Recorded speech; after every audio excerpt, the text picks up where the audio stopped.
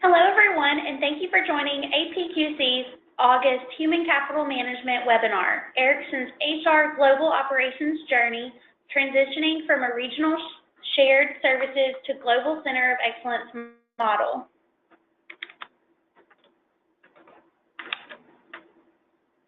As a reminder, audio is available through your computer speakers or dial-in lines, and all attendee lines are muted. This is the Q&A tool located on the right of your screen. If you have any questions during the presentation, please submit them here and we will answer them at the end of the webinar. This webinar will be recorded and you will receive a copy of the slides as well as the recording in a few days. I would now like to pass the presentation off to the Human Capital Management Principal Research Lead, Alyssa Tucker.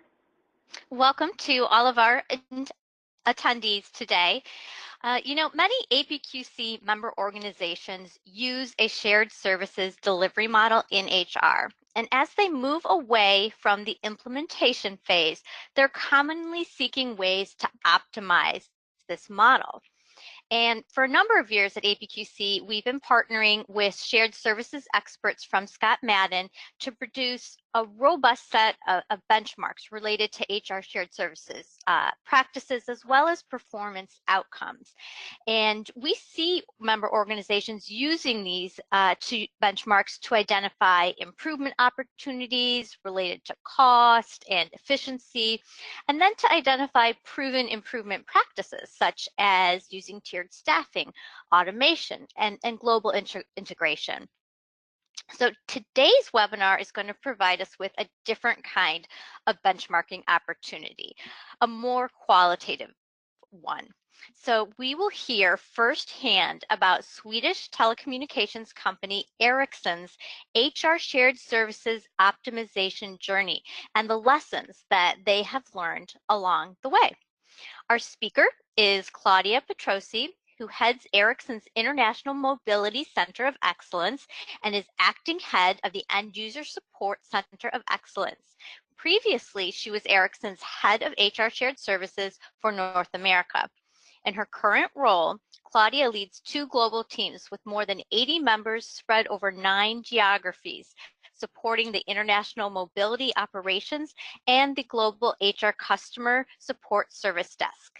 In addition to this, Claudia is the customer engagement manager for the North American market area, acting as the liaison between the North American market area's HR team and the HR global operations team.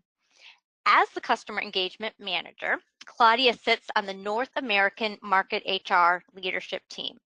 She's also part of Ericsson's HR Global Operations leadership team and has successfully represented Ericsson in the shared services and outsourcing network, where Ericsson won many awards between 2016 and 2018 and achieved a CMMI Institute Level 5 certification. Now, Level 5 is the highest maturity level of the CMMI Institute's capability maturity model integration. This rating, as is noted on the Shared Services Outsourcing Network's website, recognizes Ericsson's HR global operations focus on quality and its ability to execute projects in a predictable manner. It indicates that Ericsson's HR global operations is performing at an optimizing level, continually improving its processes based on a quantitative understanding of business objectives and performance needs. Claudia has a BA in law, a Master of Laws degree, a certification in family mediation, a specialization in human resources, and a ProSci certification in change management. Welcome, Claudia.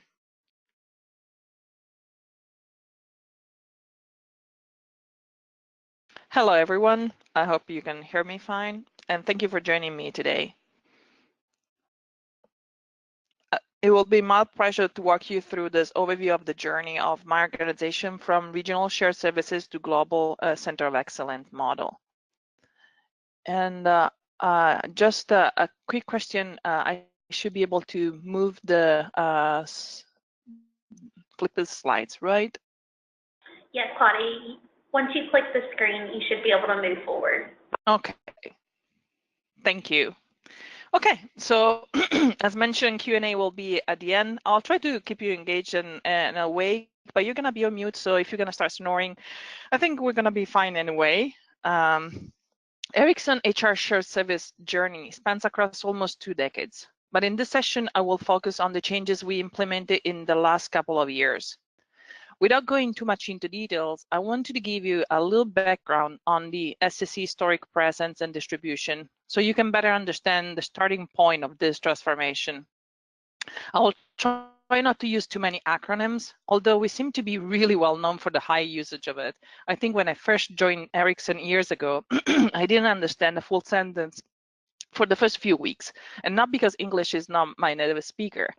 After a few years, I can now use so many acronyms that you think I'm speaking secret code. So let me mention a couple of acronyms I will be using during the presentation so you know what I will be referring to. So we'll use SSC for Nearshore Shared Service Center and GSSC for Global Shared Service Center. I may also use HRGO for HR Global Operations.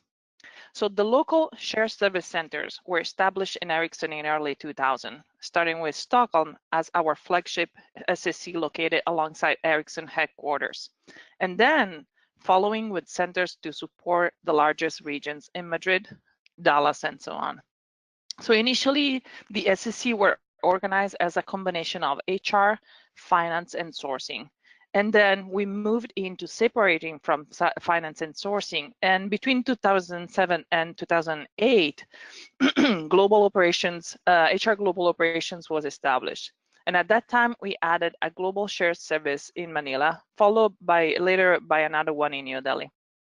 So the starting point of the change we're discussing today was 6 SSCs, Stockholm, Madrid, Dallas, Beijing, New Delhi, and Manila, and 2 GSSCs, Manila and New Delhi.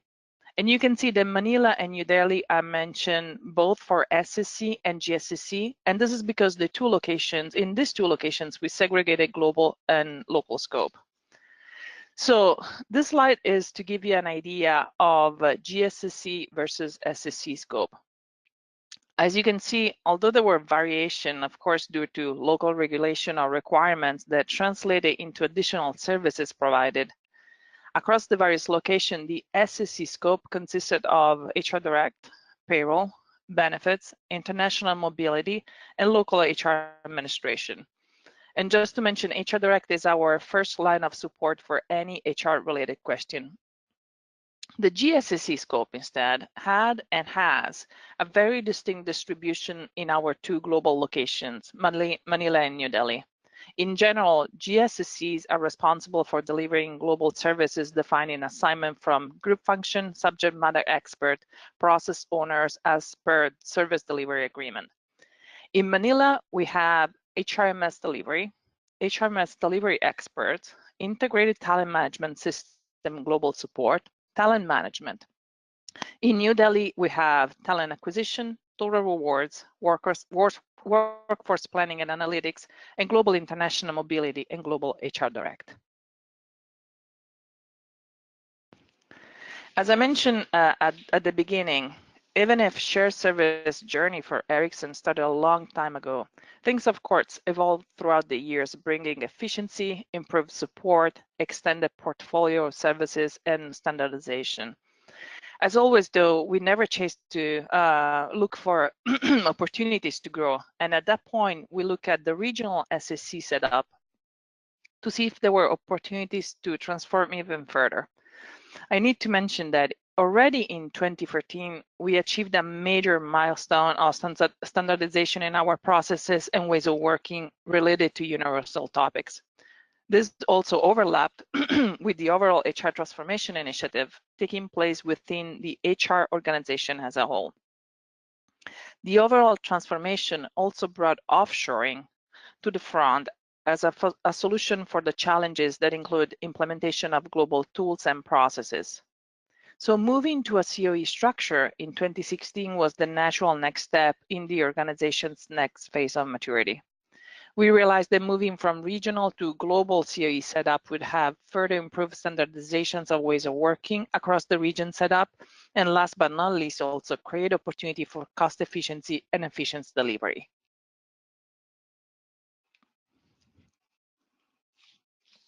So the big change was to look at the areas supported by the various SSCs and have a global COE approach versus the regional one. If you look at this chart, you will see that on your left, we have core HR processes that were supported in the SSC setup. Having what we can define a more horizontal approach, we aggregated all the teams supporting a specific area and process in one global team reporting to the COE head. Instead of having small pieces of each subject in a single location, we created global teams where the subject is the same and the location is different. So in my example, at the time I became the head of International Mobility COE, all the various IM specialists, GSSC International Mobility started reporting to me. And since that moment, we had a global team providing IM support to all market areas. We created 6 COEs that covered our core HR areas. So end user support, time and payroll, HR systems and services, international mobility, record management, and vendor management. So organizationally, the teams that until that point were belonging to the SSCs were now moved into the COE. This was a big change for those teams, and in particular for the managers and employees who would now go from a local manager to a global one. The major impact of the change, however, was really just internal to HR global operations because the new structure was not necessarily visible to the broader local HR community or managers and employees. The interface with HR heads stayed the same through the customer engagement managers or regional delivery managers, which I will cover in a little more in details in the next slide. We didn't have any change in our SLAs or KPIs, and we stayed global. So what does it mean? We stay global at core and local at delivery, continuing to drive for alignment and standardization without forgetting the importance of segmentation when needed. So we try to achieve a fair mix of global practices with regional variations as per local requirements. So I mentioned the customer engagement managers. These individuals, in most of the cases, being the same person of the SSC head and in the new model COE head, were and are the liaison between HR global operations and the specific region they supported. In this way, the HR head and her or his team would have a SPOC to partner with for strategic work, quick decision-making, and speed up on turnaround times. In my case, for example, I went from SSC head for North America to international mobility COE head first, now also end user support. And I stayed the customer engagement management for North America, continued to partner with the North America HR head as I always had. So there was a little bit of an overlapping of roles, but the interface to the main stakeholders was staying the same. And this ensured that we had no disruption in services while we were adjusting to the new model. This, in addition to the location managers, helped preventing challenges normally tied to remote presence of managers or SPOCs. So what were the challenges that we were trying to address with this change? First of all, although we were all part of one big HR global organization, there were still a lot of room for improvement when it comes to effective use of the global competence. We were still working in silos to some extent. Common problems were not recognized as common because teams in the same topic were not talking to each other so much, and they were coming with solutions on their own. We had very different ways of working, challenges when it comes to, headcount and cost efficiency, and limited flexibility and ability to understand the organizational needs for our stakeholders. Like when I took over the International Mobility COE, I was really surprised to see how much we were working in silos. Of course, there are major differences due to local regulation, immigration, and so on, don't get me wrong. But I had assumed that international mobility of all areas implied really a very close connection between the various teams. And there was a good relationship between the process players, but not necessarily an understanding of each other's difference in scope, roles and responsibilities, process deviations, and ways of working.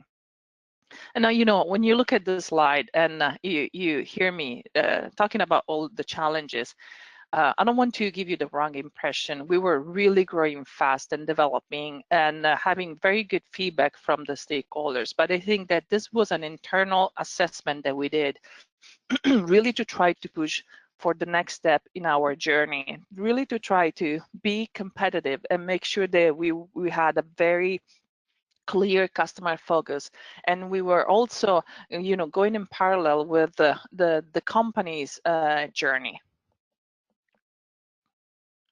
So instead of looking at this as challenges, the turning point for us was to try to drive for the next step for HRGO evolution and convert the challenges into opportunities.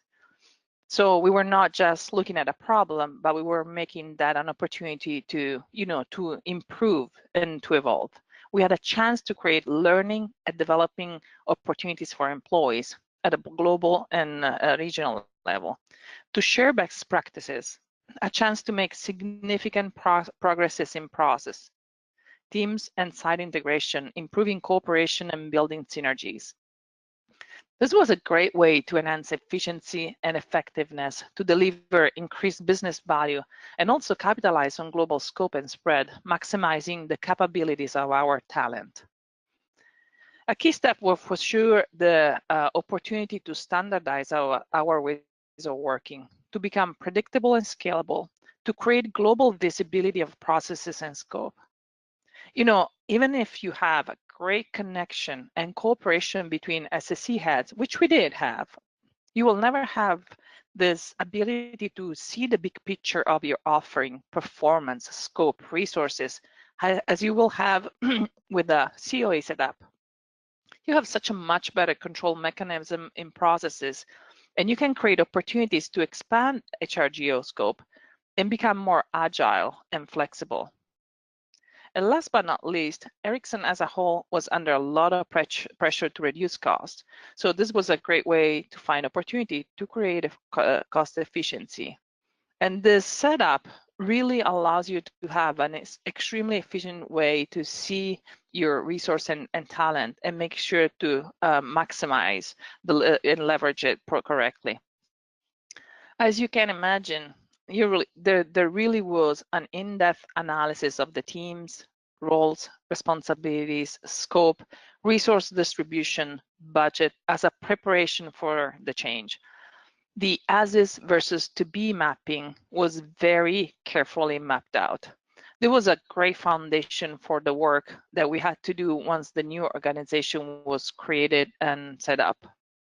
But the bulk of the initiatives, the bulk of the work that was supposed and did deliver those benefits we just looked at, of course, started when the new structure was in place. Understanding the new teams, identify gaps in the process, finding opportunities to align and standardize, that needed a little bit time, focus, and effort. So if we look at when we did the change, we went live with this in October 2016. I want to say that the first few months really were dedicated to really create momentum with the teams, make sure that we took care of the change management, make sure that we really start working together and creating those synergies and sharing best practices and everything, but also at the same time really starting to understand what type of efficiencies we could create and how we could create value add with the new setup. And so the first few months were intense as far as, connection, interaction, not just between the new COE heads and their teams, but also between the various COE heads and location managers. And it was for sure intense, but extremely productive time. Now, a change of this magnitude would bring change management challenges in any organization. The complexity of our situation from a change management perspective, and the change management profile we had to deal with is due to the fact that Ericsson HR had gone through an intense HR transformation journey in the few years previous to this change.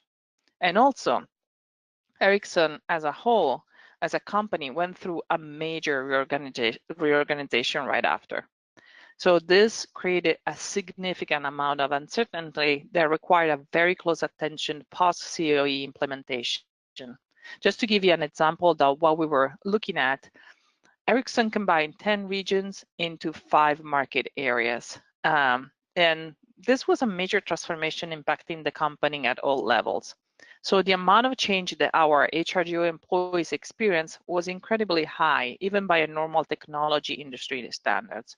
This is something that we had to consider because timing was actually on our side. Because yes, HR Global Operation had already gone together with the rest of the HR through HR transformation. So there were, things to need to consider when it comes to change management.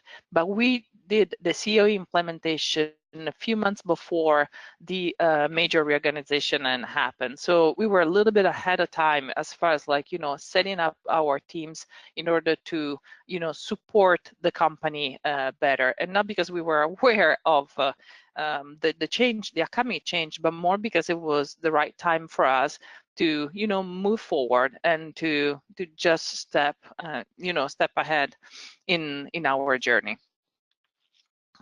So let's talk about change management more in details. I have mentioned which factors contributed to create a fairly complex change management overall situation. What I just talked about, about the previous HR transformation, about market areas change, major reorganization. What I want to share with you is challenges we face during implementation and post-implementation, and how we manage the transition and some of the lessons learned. Although I mentioned Ericsson has gone through a lot of change globally and HR in particular, change management still was identified as one area that did require more focus and improvement.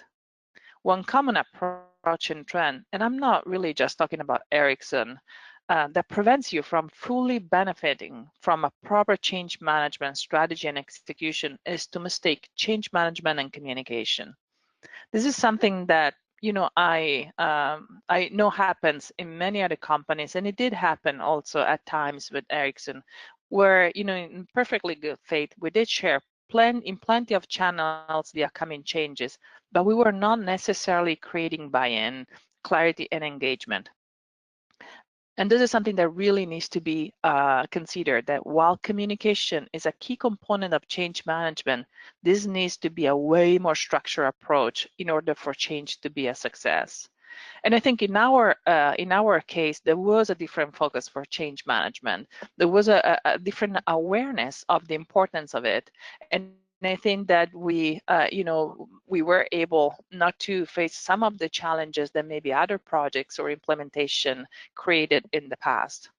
And because of the volume of the changes in the HR organization that the HR organization had been through, there was definitely a change fatigue component to factor in. Regardless of how good of a change is, when you deal with employees who have been through intense transformation, you will have challenges in creating engagement. And so you'll have to try so much harder to make sure to create awareness, to make sure to communicate properly, and to make sure to show the benefits of this change. And especially for those employees who may think at that point that it's cyclical and there is really no added value in going through a major change again. When there is an overlap of changes like this, clarity is key. Employee may have concerns and try to fill the gaps in unclear or missing communication, and that can create incorrect expectation, and fear can lead to lack of engagement and retention issues. Clear and direct communication and the frequency of it needs to be a priority. Since a change like this does have direct impact on employees, let's not forget the "what's in it for me" part in the message. That's the connection that we can establish to make sure that the message is personal and has a better chance to gain momentum and buy-in. Effective communication also needs to be considered pre and post implementation, and it makes a difference for people to be able to see the vision behind, to see opportunities and understand the positive effect that they can bring. And of course, like, in this, if you do not create momentum, if you don't engage your employees, this really becomes just an organizational change. People will report to you, you'll be a global remote manager of a new team. You'll not build any trust. It will just be something that is going to be in your HRIS system, but it will not reflect into really a sense of belonging and a team working together and making sure to really improve and gain that efficiency and effectiveness that you planned. If you just create if you don't just create awareness, interest, understanding of the change, you also need to work toward building that ownership and the reinforcement once the change is implemented. For example, in my case, one thing that I kept outlining and I strongly believed in was the opportunity to broaden the knowledge, to be involved in cross-country projects, to gain expertise in areas previously limited to local presence. I mean, a change like this one, it really opens up opportunities that were not available before and allows, when possible, a very different distribution of tasks that is not necessarily bounded by location. Now, of course, you need to, picture this in the right way, because especially in a situation where maybe you had a little bit of a headcount challenges and the teams can feel overloaded with work. Even giving this idea of possible bigger exposure, higher exposure to projects and everything is not necessarily something that is going to trigger some, appetite for change right away. But at the same time, it was really the key opportunity for the teams to really broaden their spectrum and of competence. And the key to prepare for a global HR transition is not to have change management as an afterthought. I'll never get tired to repeat this. It has to be an integrated part of the project. Too often we see it segregated to the very last part of an initiative as a final, checkbox before closing the project, or something that you give to to someone in the project, just saying that, oh, make sure you take care of that. I mean, it has to be a solid structure approach in order for the change to be successful. In our case, one thing that really made a huge difference in the change management dynamics was for sure a very strong sponsorship. We always read about the importance of a strong sponsorship when dealing with changes, and this case was really not exception.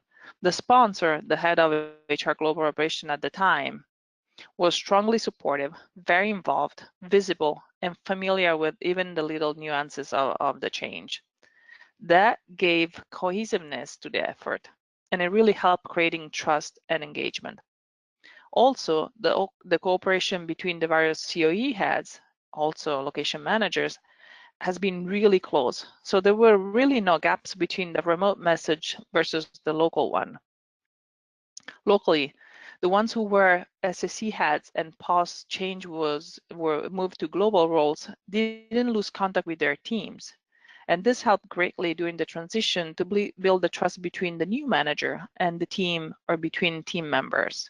Like in my case, although the change had a significant impact in my schedules and everything, because managing global teams, it gave me a different presence and everything. But what I tried to do, and I hope I was successful in, it was really to maintain a very close interaction with the teams here, and make sure that they knew they could still rely on me, although I wanted to leave space for the new global manager to help establishing that trust. Not long after go live, team members really started to appreciate the opportunity to be a part of a community that shares similar roles and responsibilities and interests. some of them came to me, and this is in particular true for those who didn't have a team. They were in SEC, but it was maybe the only specialist of a specific subject, and just say, I'm not lonely anymore, so, which is a great feedback. The communication between team member increased, as well as the understanding of what other employees in the same team were doing on the other side of the world. This quickly led to the key benefit of the setup, meaning knowledge and best practice sharing. Of course, the difference in local regulation requirements often translate into the similarities in ways of working or solutions. What we want to create is alignment, not necessarily standardization, which may not always be realistic to achieve. But even with the similarities, we found a lot of situations where the best practices sharing was extremely helpful and successful. And besides the implementation challenges, from a change management perspective, there were those natural considerations to keep in mind going from local to virtual. Cultural differences, how to manage a team with such a time zone spread, how to communicate with the team. And, leading a virtual team is more complex than it looks like. Even when you're doing a good job connecting with your team, or you think you're doing a good job connecting with your team and communicating, you should never forget that in a virtual team, you're missing all those opportunities to have a water cooler conversation, stopping at someone's desk and ask how things are going. It definitely takes a conscious effort to overcome those challenges, to find the right rhythm for the team and for the one-on-one meetings. And I know, there is, plenty of material on this, and these are very basic advice, but I think it's worth to mention, go ahead and leverage different platforms, emails, calls, video, work social networks. Try to do video meetings when possible. It makes a huge difference. It really makes the connection more personal. It keeps also it helps with possible challenges in understanding each other when talking. And another really key component is to make sure you do your homework on understanding how recognition works in different cultures. And a lot needs to go, if you don't have experience, or if you haven't had previous experience, into trying to understand do's and don'ts in those cultures, to find a way as a manager to facilitate the interaction between team members. For sure, from a schedule and time zone perspective, it does require a lot of structure, in addition to the spontaneous and ad hoc contacts. In my case, I thought I was doing really a good job in trying to give everyone, a good amount of time and everything, when I realized that it was structure and everything, but I was really missing, opportunity to just ask my team members, how are you doing? Or really just to quickly chat. And so it really does require a conscious effort. But I think that, when you start doing it for a while, you understand how to create, the virtual team cohesiveness, and also the one-on-one. In addition to all the benefits for the organization and the team, I do need to say that from a personal perspective, for me as a manager, although leading a global team surely has a good degree of complexity, it's incredibly enriching. I was lucky to be exposed to global work pretty much in all the roles I had with Ericsson, whether it was a project, support, leadership team. This change finally also gave me the opportunity to lead a global team. And for me so far has been an incredible experience. I do find the opportunity to work closely with my teams and colleagues around the globe an incredible chance to learn something new every day, but specifically to look at things from different angles. That's really the part that for me has made a big difference. So I hope you enjoyed the overview and found some very good food for thoughts. I think we'll now open to some questions, so I can let you guys maybe ask something. Yes, thank you so much, Claudia. I really appreciate the time that you spent talking about leading a virtual team, as well as the time you talked about the change management piece of this kind of a change, transformation, to use a different word. These are questions that we get a lot from our members because I think, as you've alluded to, they take effort and they take planning, and they don't come easily. So I really appreciate the time you took to speak to those issues. I'd like to invite right now our listeners to please use the GoToWebinar chat feature to submit questions for Claudia, and I will be happy to facilitate some Q&A with Claudia with our remaining time. Claudia, we do have some questions that have already come in, so we will get started there. The first question has to do with something you mentioned at the very beginning of the webinar. And the question is, why did HR separate from finance and sourcing? You had mentioned at the very beginning that this was all, that these areas were all together, and then HR branched off, and this listener is wondering, what were the reasons for that? I think it was a part of the journey leading to the global organization. So to really find efficiencies and to really make sure that we were able to support the tendency to move from regional or local to global processes. We really needed to combine all the different locations and have have everything under the HR umbrella combined in HR global operations. I know that there are a lot of companies, they actually continue to have HR sourcing and finance together, but in our case, I think it really gave that flexibility and those efficiencies that we were looking for. And I'm happy to, if there are more questions on the same topic, to elaborate more. Okay, excellent. And listeners can please continue to type in the questions if you need more more information from Claudia on anything. Our second question is, how did you separate the tasks between different locations? So what was the process that you went through for determining, how to group them and where different tasks were going to be performed? So at the beginning, I mentioned we did the as-is analysis to try to have an understanding of how things had been done so far. And there were things that had to stay really locally, especially for international mobility, because it's extremely tied to, a country level from an immigration perspective and a local labor law. But also, when doing this assessment, it started to be really clear what had to stay and what could have been, either centralized or shared. If there is really no specific requirement to keep the task at a country level, or with the team member that you have in a specific location, then can you leverage different type of skill sets, someone in another location or someone who has a little more bandwidth?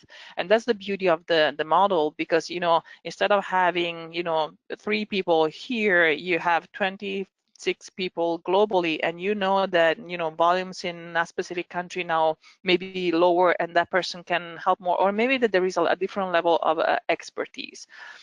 For other COEs, that maybe where the local component is less strong, this gave an opportunity to really completely rethink how they were, interacting, or how they were providing the support. Because we had the opportunity to offshore a little more, and to have strong, central teams in the GSSC providing, very consistent support, because they were supporting all the different market areas at that point. This is a great opportunity also to create alignment, because if you have one single team, sitting together and providing same type of support, it's also easier to scale and make sure that you have that flexibility also to increase the scope and adjust depending on the market area requests. Great, thank you so much. Our next question is, what were some of the KPIs or key performance indicators that you used during your transformation? So there were actually a number of them. When we did the as-is analysis, there was, of course, we tracked headcount, we tracked cost for some of the COEs, their specific KPIs, as far as you know, customer engagement, and you know, we had for I would say a full year, a very periodic touch base with the head of HR Global Operation to make sure that the transformation was giving the results we were looking for. And you know, I did mention the headcount cost because it's an easy one, but of course there were really a number of them. We were periodically also, you know, reviewing the job stage distribution of our team and reviewing the performance in general. You know, so each specific COE also had, you know, their own KPIs that could be, you know, accuracy on quality, and so there was also an overview of those to see what type of variations the new setup was bringing, if any, or what type of you know, improvement was there. Okay, our next question, I'm not 100% sure that I understand it, so I am going to read it, Claudia, because you may be able to interpret it better than me, and if not, I can Okay. give you my best guess. So Yes. It's saying, can you please share your experiences related to augmentation teams, how to keep them effective, because such teams are working for some other business unit and they're based in another country?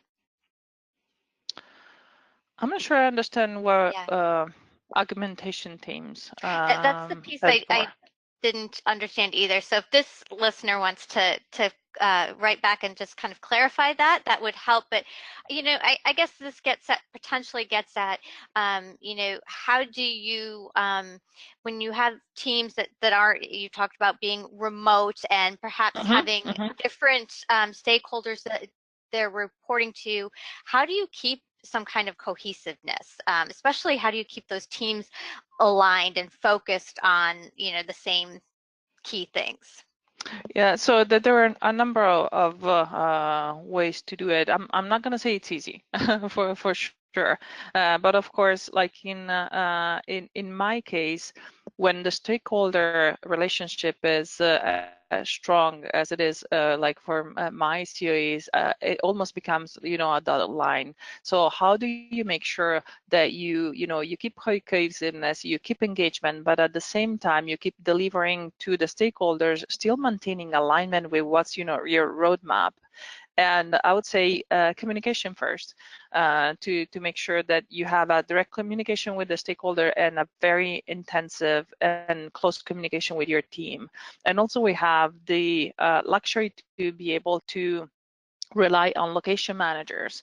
So I mentioned that before. Location managers are, in most of the cases, but not in all of them, the former SSC heads who are still in the location where the various team now are based, and they are there to provide an, you know, on the ground type of feedback, to provide guidance when it comes to, you know, employee relations and so on. But also they're the customer, the CEM for the market area they support. So they have a very, very good way to provide feedback on the employees on the ground and also on the stakeholders that we're supporting. So it does, I know it sounds like a multi-layer type of situation, and it can seem confusing, but actually it works fairly well.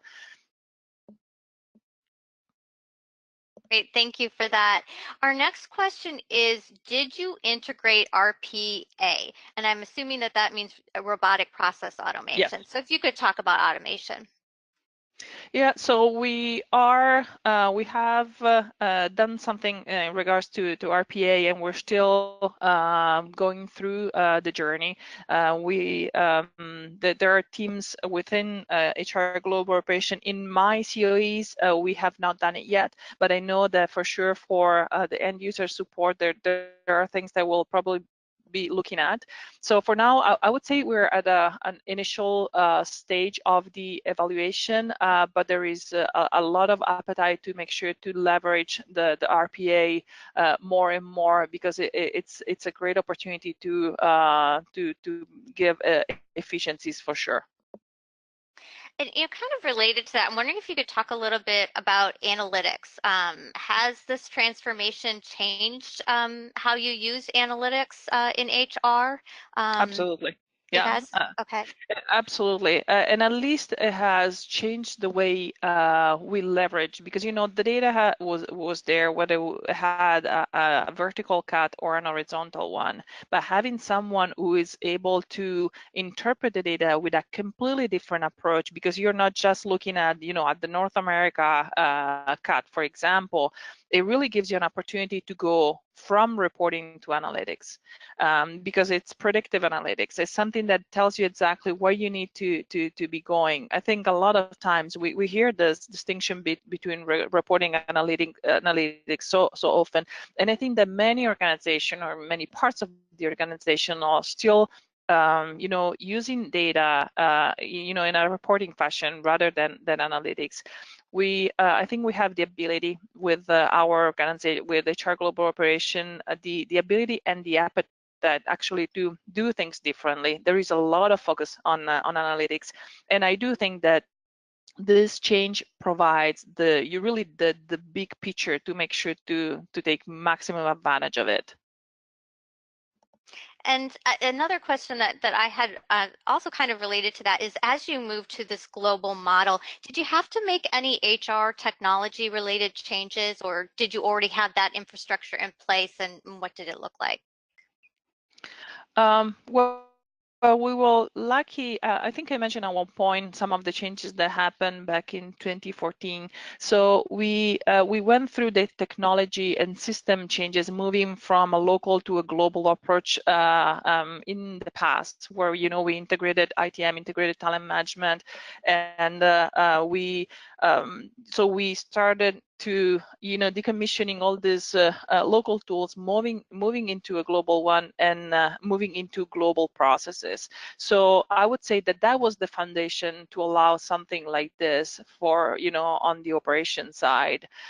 We did not have to make any major system changes. Now with this approach, of course, there are things that will probably happen from a consolidation perspective, because you now have a person that oversees a whole COE and may see big opportunities on the vendor side, for example, to make changes and to do consolidation. But we were lucky enough that major changes on the HR system side of things had already happened.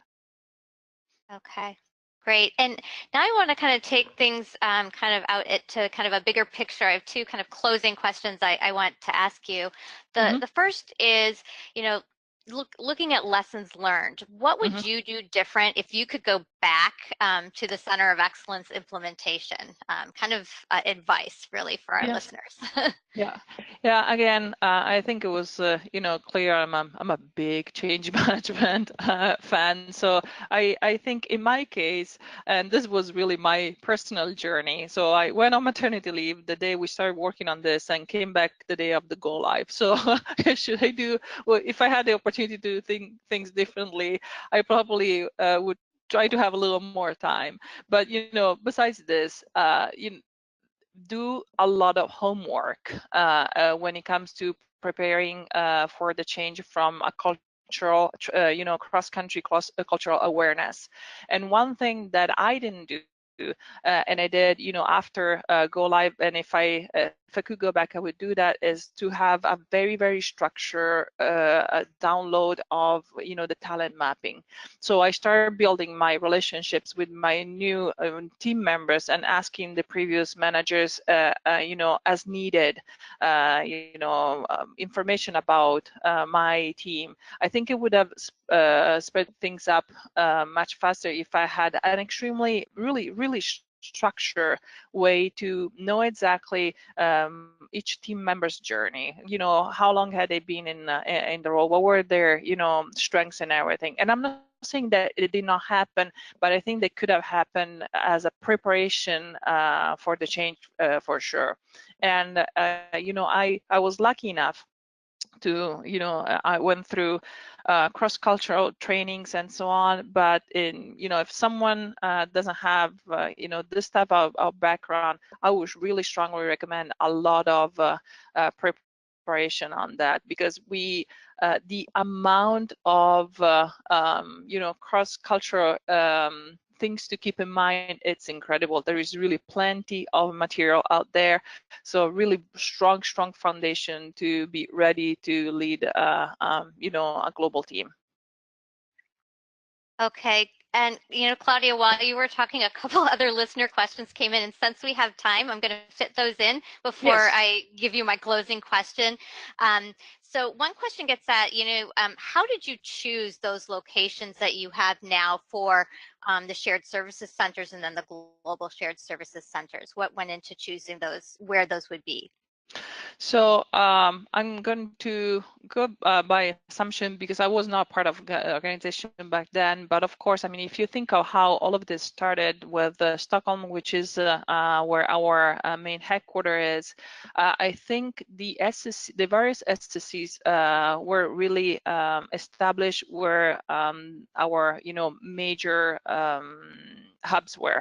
So, you know, we have Dallas, Beijing, Madrid, and they were covering, you know, at the time it was a region setup. So they were established where, you know, the major hub and covering multi-country, they were, you know, in that specific region.